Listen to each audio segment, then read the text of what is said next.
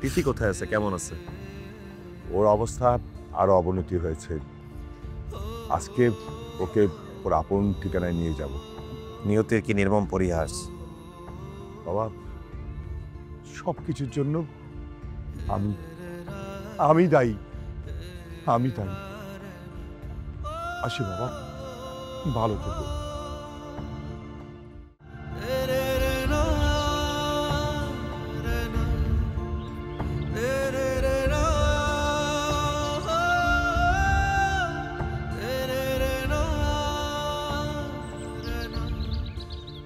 বাবা, তাহলে তোমরা কথা বলো। বাবা, একটু তাড়াতাড়ি করো। ওর আবার মাথার সমস্যা দেখা দিয়েছে, অসুখটা বেড়ে গেছে। মা, কথা বল। জি আঙ্কেল।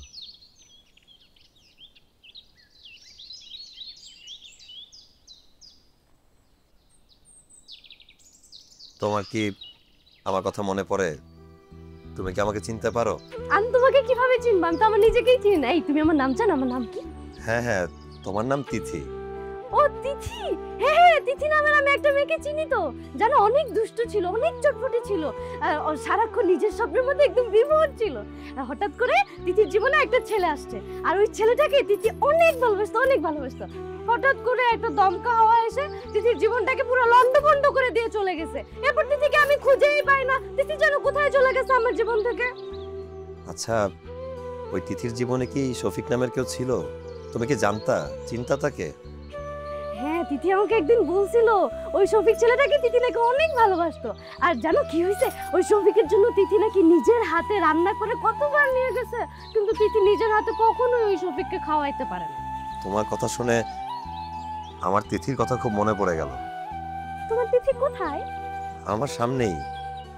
চাইলেই তাকে ধরা যায় না, ছোঁয়া যায় না, স্পর্শ করা যায় না, শুধু অনুভব করা যায়। তোমার তিথি কি তোমার কাছে ফিরবে?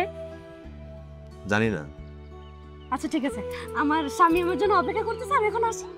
তিথি, আমি কি তোমার হাতটা একটু ধরতে পারি? না না, আমার সময় নাই, আমার আপন নিবাসে ফিরে যেতে হবে, বললাম না। বাই।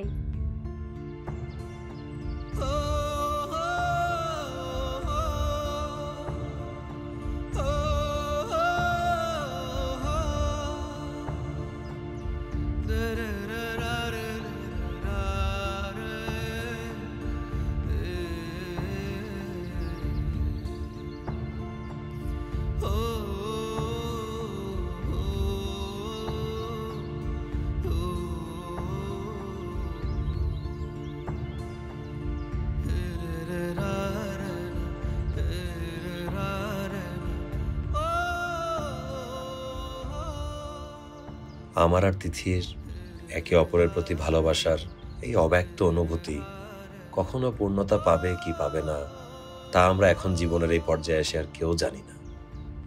কারণ এই 6 বছরে সময় ও পরিস্থিতি আমাদের দুজনের জীবনের গতিপথ আমূল পরিবর্তন করে একে অপরের বিপরীতমুখী করে দিয়েছে। হয়তো বাকিটা জীবন আমাকে এই আফসোস আর আক্ষেপ নিয়েই কাটিয়ে দিতে হবে।